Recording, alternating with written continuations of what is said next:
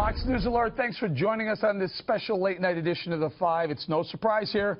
Donald Trump wins the Oregon primary, Republican side, picking up an additional 28 delegates. But the big question tonight, can Hillary Clinton finally stop Bernie Sanders in the Oregon Democratic primary?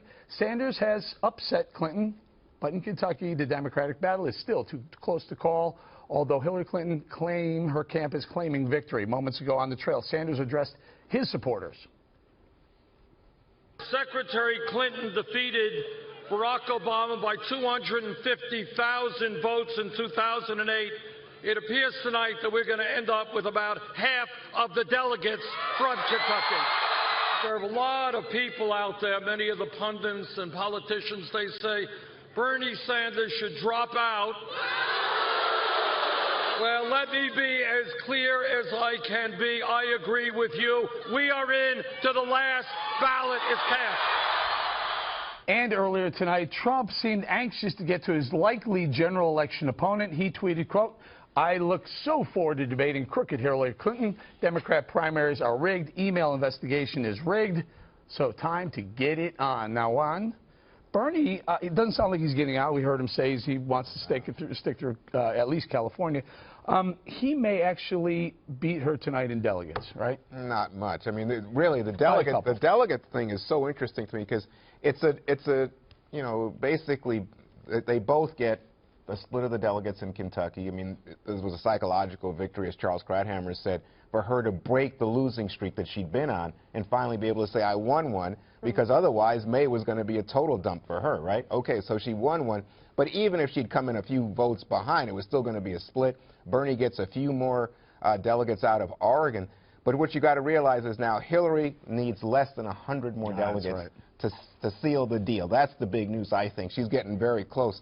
I would add one thing. I know we want to get around the table, but the big news out of the Democratic Party tonight is the fight with the Democratic establishment trying to shut down Bernie Sanders and punish him for what happened at the Nevada Democratic Party meeting last Saturday at one of your favorite haunts, the Paris Hotel. Oh, yeah, or across the street at the Wynn Hotel. Is that right? That'd be one of my favorite, more favorite favorites. For your style. Listen, the superdelegate situation is that Juan's right. In a couple of, maybe next week, maybe the week after, Hillary will have enough to lock down the number. As long as she keeps the superdelegates, they can still be swayed to come to Bernie Sanders' side. Right, they can, but this is the Clintons, so you got to think they're bought and paid for. I mean, they're in the bag. They have been since the beginning. It's not even a contest. To go back, it was kind of fun. So I went back and I looked at the New York Times from the day that Bernie Sanders announced his candidacy, because this whole thing has been such a surprise. You went back, it's funny. So he's kind of introducing himself to everyone. There are people all around the country who had no idea who he was. He said he had quite an uphill climb. He only had $4 billion at the time. People were saying he was going to have a hard time raising money. And then the very last line, he says, be careful of underestimating me, which turned out to be the case. I mean, I remember we were all joking, like, did the Clintons pay this guy to get out there and run against her because a socialist who was older than her, and they made that, in all the articles that commented that he was older, you know, they were saying, did the Clintons put him up to this? And now you're going, no, they definitely didn't, because it's turned into a nightmare. It's turned into a movement on that side as well. Trump says he's the outsider, he's going to win this side. Bernie Sanders says, I'm not getting out, because look at the crowds. Look at that's a massive crowd in California. He's inspired a lot of people. I think the nomination for Hillary is not the problem. I think the actual election is the problem, because a lot of these people that are really passionate about Bernie Sanders, especially the young people that are showing up, the academia, I know a lot of people in academia that really love him, those people aren't necessarily going to go out and vote for Hillary. In fact, a lot of them can't stand her.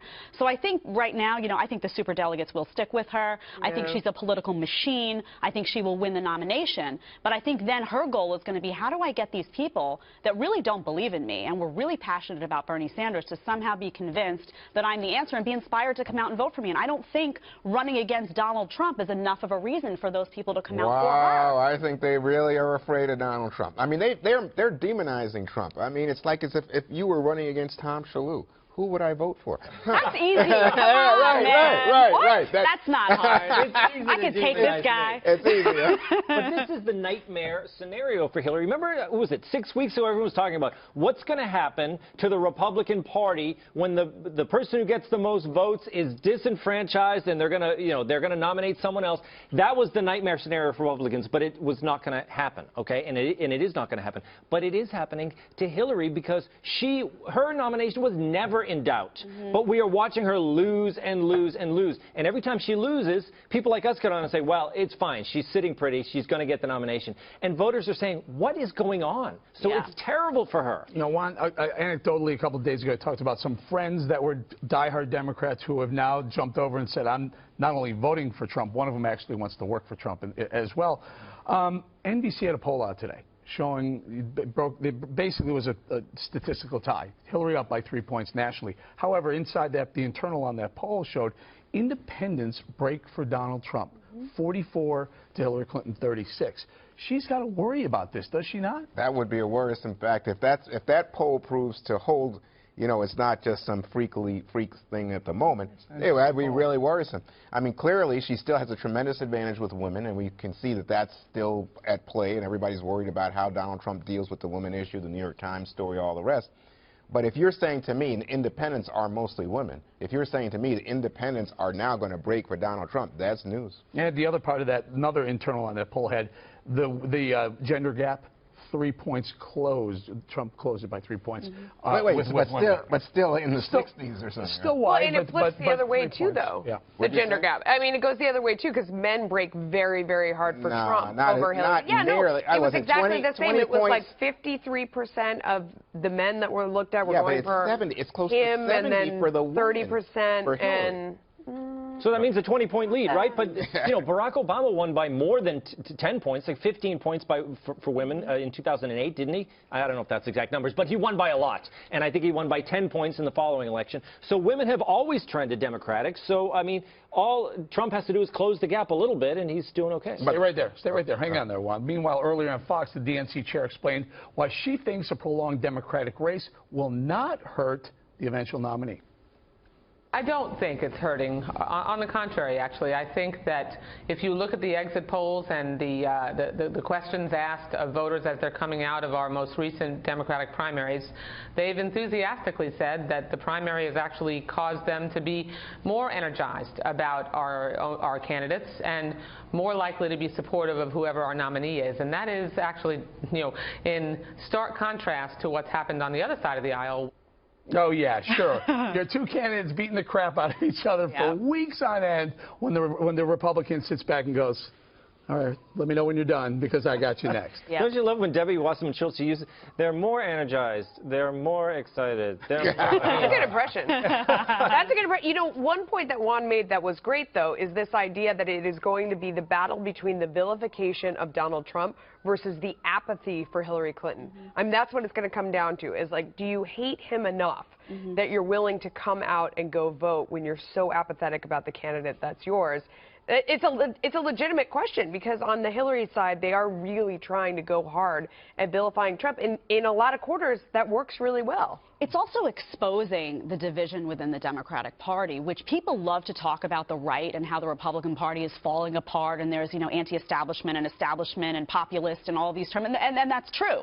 But you have the same thing going on the left, and I think the longer that Bernie Sanders stays in and exposes the distinction between him and Hillary Clinton and exposes the fact that a lot of these voters look at what's going on in Nevada. A lot of these voters are saying no to Hillary Clinton. A lot of people are saying we cannot vote for her no matter what. I know a lot of Democrats that are saying I'll do a write-in. I cannot vote for her. I absolutely refuse to. So I think the longer he stays in and highlights that difference, the more of a problem it's going to be for her because she's being forced to defend herself. She's not good at this. She's not a good politician, and she's having a really hard time appealing to the left. Even though she's had to tack left to appeal to Bernie Sanders' crowd, it's still not working. I think she's going to have a hard time. I really don't understand this. It seems to me like initially you guys were like, yeah, Bernie Sanders, keep going. Or Bernie Sanders, the Clintons put him in this because he's so weak. Oh, yeah, day one. But now, let me tell you something. Bernie Sanders and his socialist crew is a threat. They're talking about the violence. They're threatening the woman who was the chair of the Nevada Democratic Party because they don't like the rules. They're saying continue the revolution, continue the burn. Big turnout tonight in California. And again, you see this kind of almost anarchist zeal on the part of Sanders supporters. Now, you're saying, oh, this means that there's this tremendous split within the Democratic Party. Ideologically, Let me tell you something. The history books are going to write about this as a moment when the Republican Party broke apart, lost its principles, lost its ideas. Or changed. Or evolved. Rebirth. I mean, rebirth, that's possible. There's no question That's that the establishment class, and Donald Trump comes along as the outsider, and he changed things. I mean, another number today. Who is the leader of the Republican Party? Trump, 58%. Paul Ryan, 39%. I mean, this is a changing of the guard. Well, that's what I was just saying to Jedediah. It is. No. Well, they can. Let me just say. But you're saying Republicans new are people uniting around Donald Trump, even if they don't like him. Yeah. No, I think that there's a push right now to get on the bandwagon. He's the winner. He's got the most votes. Yeah. He's the man. Sound like a breaking apart of the GOP. Oh, so why hasn't Paul Ryan endorsed him? Because he's an establishment class. That's what I'm saying. That's exactly what I'm saying. It would hurt him. I mean, I think Paul Ryan's not endorsing him because it would hurt Trump. What? Yes, absolutely. Oh, Mitch McConnell hurt him? Because he is the establishment. Yes, establishment. And Donald Trump's, we're agreeing. We're agreeing. Donald Trump's support is totally based on this idea that he is blowing up the traditional Republican Party that I think a lot of people are tired of because they've lost so decisively for so long. The more the establishment gets on his train, the more it hurts him. I think we're agreeing. Yeah. All right. Quick thoughts. Got to go. Rebirth. No, I think it's true, and I think Paul Ryan, he's holding back. Yeah. It's like, it's better for Trump. Yeah. It doesn't matter. It doesn't matter what Paul Ryan or Mitch McConnell say. This is what it's going to be written about. Is this is an election where the people took over and decided we don't care about endorsements. We don't care about what you have to say. We're going to vote for who we like, and no matter this guy, Donald Trump says some crazy stuff. I'm not going to argue, but people are saying we would rather have this guy than this establishment nonsense that we've been putting in for years. And what have we gotten to show for it? They're willing to take a risk. That's what I think is going to be written about.